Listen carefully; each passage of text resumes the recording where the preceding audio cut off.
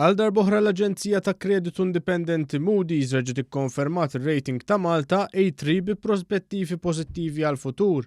Fl-analiżi tagħha tal-ekonomija Maltija, Moody's qalet ukoll li dan ir-rating mistenni jkompli jtejjeb il-qagħda tal-finanzi pubbliċi. Moody's qalet ukoll li dan ir-rating pożittiv wasal grazzi għat tkabbir robust tal-ekonomija u grazzi għall-għaqal tas-settur bankarju lokali. L-ekonomisti internazzjonali qalu wkoll li s-saħħa ekonomika ta' pajjiżna hija tajba u din qed tirrifletti wkoll f'żieda fid-dħul ras għal ras meta mqabbel ma' pajjiżi oħra, żieda li qed tiġi riflessa fit-tnaqqis tal-faqar. Moody's qed tantiċipa wkoll li din is-sena r-rata ta' tkabbir ħatibqa' b'saħħitha minħabba l-investiment qawwi mis-settur privat. L-ekonomisti qalu li din is-sena qed jistennew rekord ieħor fejn jidħol is-surplus tal-kotba tal-Gvern. Għal din is-sena qed jiġi antiċipat li s-surplus ikun ilaħħaq il-1.2% tal-prodott domestiku gross tas-sena li għaddiet. Huma qed jistennew ukoll surplus mill-profitti tal-programm taċ-ċittadinanza b'investiment.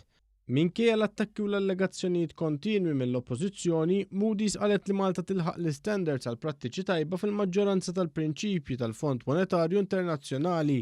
Moody's laqet ukoll l-investiment u l-pjan li sar fl-FIU sabiex ikomplu jiġu missiel tal-ħasil tal-flus u finanzjarjament tat-terrorizmu. Moody's qalet ukoll li s-saħħa tal-istituzzjonijiet f'pajjiżna hija tajba ħafna u din hija riflessjoni tal-politika tajba u liġijiet b'saħħithom fis-settur li kull ma jmur dejjem qed jiġu mtejba.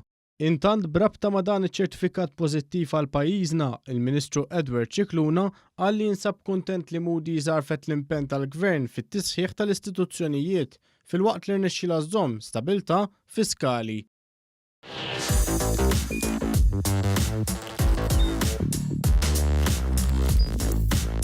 Idħol fuq one.com.mt u hemmhekk tista' tara l-programmi kollha li jxandru fuq One permezz ta' One Play.